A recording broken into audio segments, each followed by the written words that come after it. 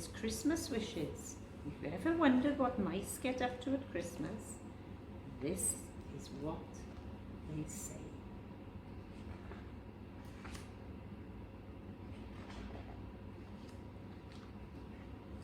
On the night before Christmas, the tree was all hung, with lights and with baubles that shone as they swung.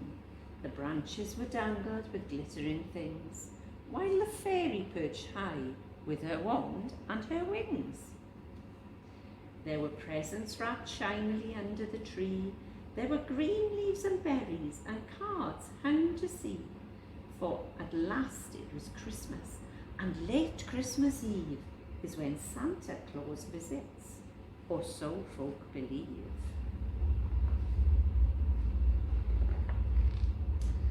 So we set out a drink and a Christmassy snack, with a note saying, Santa, please put down your sack and nibble some Christmas cake, give it a try, for it must be so cold in that midwinter sky.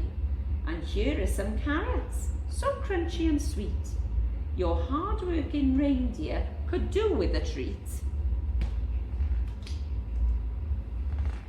And we thought it was Mum and Dad that put out the milk and the cookies. Then Dad told a story and Mum sang a song.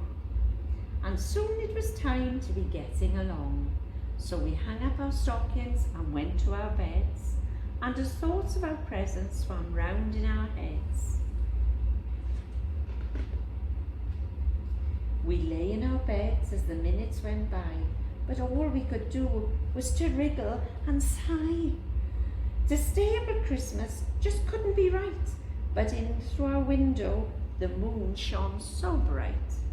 It must have been later than midnight, I guess, and our heads were all hot and our beds were a mess, when outside the window we heard a faint jingle, which made our hearts leap and our skin start to tingle. Who's there? Let's hope it's not Bob the burglar. We crept to the window and stood on the ledge and spied in the sky an incredible sledge. It was pulled by 8 reindeer. The first had a nose that glowed quite as brightly as any red rose. The sledge had a cargo of sacks piled up high, which the reindeer had cantered across the night sky. And there, as we watched it, the driver leaned out, as both of us struggled to hold back a shout. His suit was bright red and his beard was white. "It's Santa," we whispered with gasps of delight. Our hearts started thumping, we didn't think twice, and downstairs we scuttled. What mischievous mice! Old Santa had come down the chimney, and now he was wiping the soot from his beard and brow. He read all our message, mumbled, "Let's see." Then he filled up our stockings and chuckled with glee. He nibbled some cake, and then what do you think?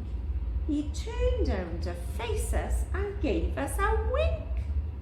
He waggled a finger and smiled as he said, "What cheeky young children.